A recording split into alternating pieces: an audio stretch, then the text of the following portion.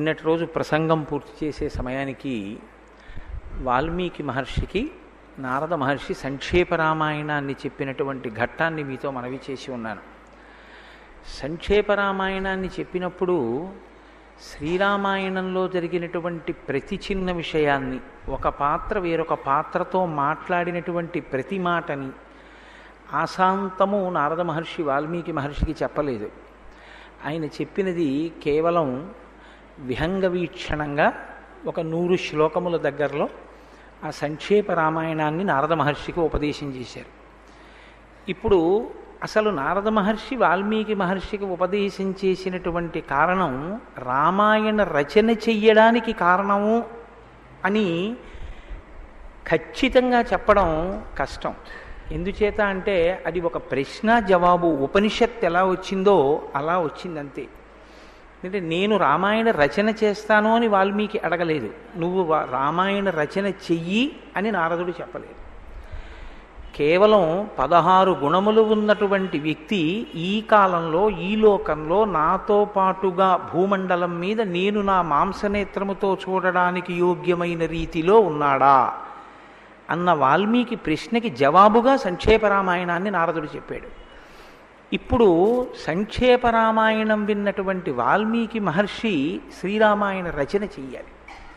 ఇక్కడ మీరు కొంచెం జాగ్రత్తగా గమనించండి. రామాయణ రచన చెయ్యడము అంటే రామచంద్రమూర్తి యొక్క ఆవిర్భావం దగ్గర నుంచి ఉండాలి. అందులో అప్పటికి జరిగిపోయిందిగా కథ. రాముడు పుట్టేశాడు, రాముడు విద్యాభ్యాసం చేశాడు, రాముడికి కళ్యాణం పూర్తయిపోయింది, రాముడు అరణ్యవాసానికి వెళ్ళొచ్చేశాడు, రావణ సంహారం అయిపోయింది. ఇప్పుడు రాజారాముడిగా సీతమ్మ తల్లిని ప్రజల చేత నింద కలిగిందని దూరంగా విడిచిపెట్టాడు. సీతమ్మ తల్లి 2 పిల్లలకి తల్లి అయింది.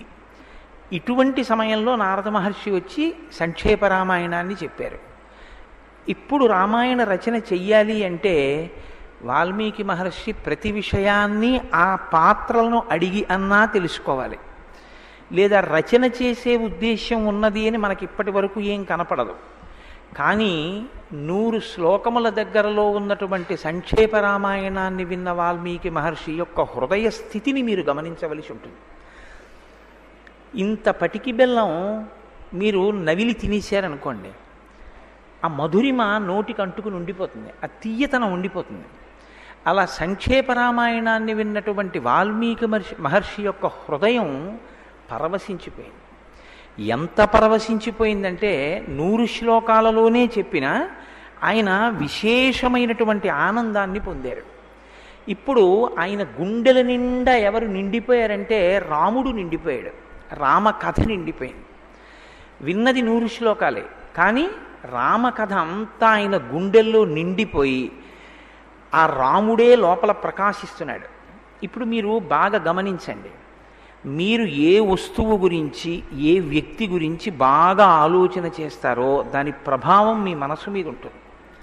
నేను అత్యంత నిరాడంబరమైనటువంటి జీవితాన్ని గడిపి సమున్నతమైనటువంటి పదవిని అలంకరించి అప్పుడు కూడా అత్యంత నిరాడంబరమైనటువంటి జీవితాన్ని గడిపి శరీరం విడిచిపెట్టినటువంటి ఒక మహానుభావుని యొక్క చరిత్ర నేను చదివి ఉన్నాననుకోండి, అది నా మనస్సు మీద ప్రభావం ఉంటుంది. అప్పుడు నేను వెళ్ళి బీరువాలోంచి ఒక పట్టుపంచి తీసి కట్టుకోవాలి అని అనిపించదు. ఆ పుస్తకం చదివిన ప్రభావం నా మీద ఏం చేస్తుందంటే, ఎందుకు ఈ ఆడంబరాలన్నీ, ఒక నూలు పంచె కట్టుకుంటే చాలదా అనిపిస్తుంది. కారణం ఏమిటంటే మీ మనసుని అది హత్తుకుంటే మీ మనసు మీద ప్రభావం ఉంటుంది. మనసుని హత్తుకోలేదనుకోండి, మీరు చదవడం అనేటటువంటిది జరిగిపోతుంది. కంటికి ధర్మం చూడడం, చదివేయడం వచ్చు కాబట్టి మనసు అక్షరాల్ని గుర్తుపడుతుంది, చదివేస్తుంది. చెవికి వినడం ధర్మం. వాల్మీకి మహర్షి కేవలం విన్నది నిజమైతే దాని ప్రభావం ఆయన మీద ఉండక్కర్లేదు. ఇప్పుడు ఆయన మీద ఆ ప్రభావం ఉందా లేదా? ఉంది.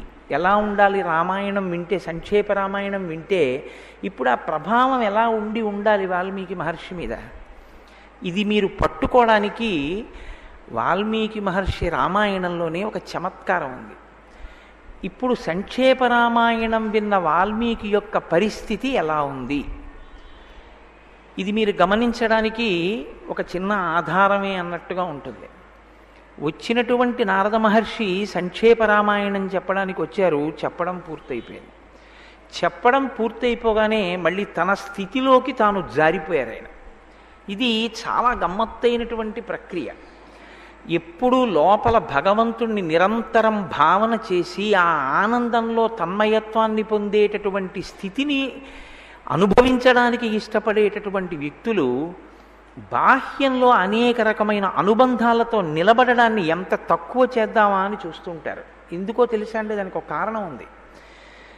ఒక అన్నయ్య దగ్గరికి వెళ్ళి మీరు నిలబడ్డారనుకోండి, మీరు ఒక తమ్ముడుగా మాట్లాడవలసి ఉంటుంది. అదొక పాత్ర, కాసేపు ఉంటుంది ఆ పాత్ర. మీరు అన్నయ్య దగ్గర ఉన్నంతసేపు తమ్ముడిగా మాట్లాడాలి.